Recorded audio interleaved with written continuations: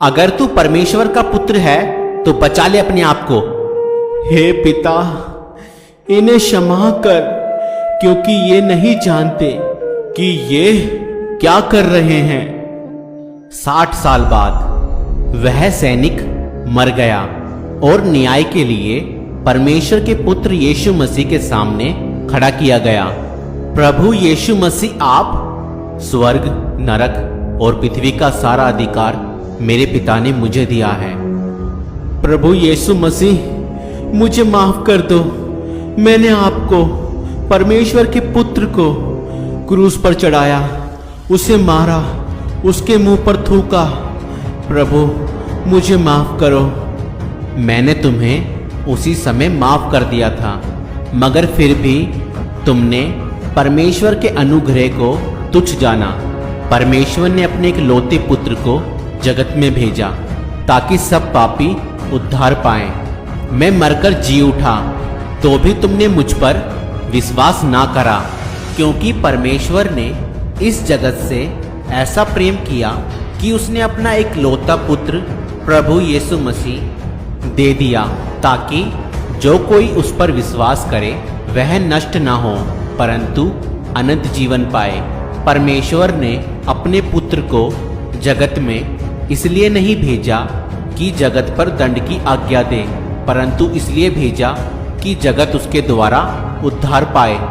जो उस पर विश्वास करता है उस पर दंड की आज्ञा नहीं होती, परंतु जो उस पर विश्वास नहीं करता वह दोषी ठहर चुका, इसलिए कि उसने परमेश्वर के एक लौते पुत्र यीशु मसीह के नाम पर विश्वास नहीं किया। और दंड की आज्ञा का कारण यह है कि ज्योति जगत में आई है और मनुष्यों ने अंधकार को ज्योति से अधिक प्रिय जाना, क्योंकि उनके काम बुरे थे। क्योंकि जो कोई बुराई करता है वह ज्योति से बैर रखता है और ज्योति के निकट नहीं आता, ऐसा ना हो कि उसके कामों पर दोष लगाया जाए। परंतु जो सत्य पर चलता है वह ज्योति के निकट आता है, ताकि उसके काम प्रकट हो कि वह परमेश्वर की ओर से किए गए हैं। और उस सैनिक ने परमेश्वर के एक लौते पुत्र के नाम पर विश्वास नहीं किया था, इसलिए उसे अनंत आग में डाल दिया गया। क्योंकि मरने के बाद फिर पश्चाताप करने का कोई मौका नहीं है, इसलिए मनुष्यों को जीते जी ही अपने पापों से पश्चाताप करना होगा और यह विश्वास करना पड़ेगा कि यीशु मसीह का लहू हमें हमारे सब पापों से क्षमा देता है। जो लोग यीशु मसीह के बारे में सुनने के बाद विश्वास नहीं करते वह सब दोषी ठहर चुके हैं और उनका पाप बना रहता है और उन पर दंड की आज्ञा है।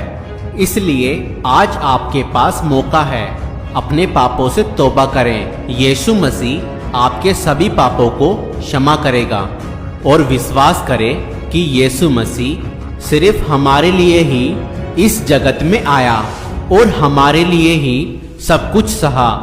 यकीन मानिए, आप एक दिन मरेंगे और उसी के सामने न्याय के लिए खड़े किए जाएंगे।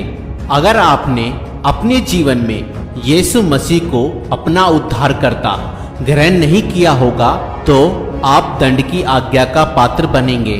अगर आप प्रभु यीशु मसीह को अपना उद्धारकर्ता, अपना मुक्तिदाता ग्रहण करना चाहते हैं तो आप हमारे साथ यह प्रार्थना कर सकते हैं।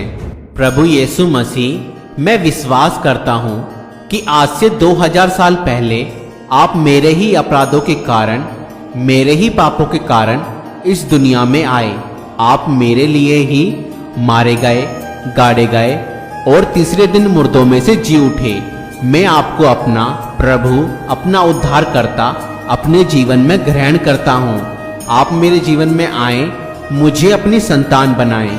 मैं आपको अपना प्रभु, मुक्तिदाता ग्रहण करता हूँ। आमीन। और इतनी सी प्रार्थना करने के बाद आप भी परमेश्वर के बेटा और बेटी बन जाएंगे और आपका नाम आज जीवन की पुस्तक में लिख दिया गया है। अब आप परमेश्वर के पवित्र वचन, पवित्र बाइबल को पढ़ें यीशु मसीह के पीछे चलने वालों की संगति करें और परमेश्वर पिता से प्रार्थना करने में समय बिताएं। ध्यान दें, प्रभु यीशु मसीह आपके धर्म या जात को नहीं बदलता है, वह आपके मन और जीवन को बदलता है। परमेश्वर आप सभी को आशीष दे।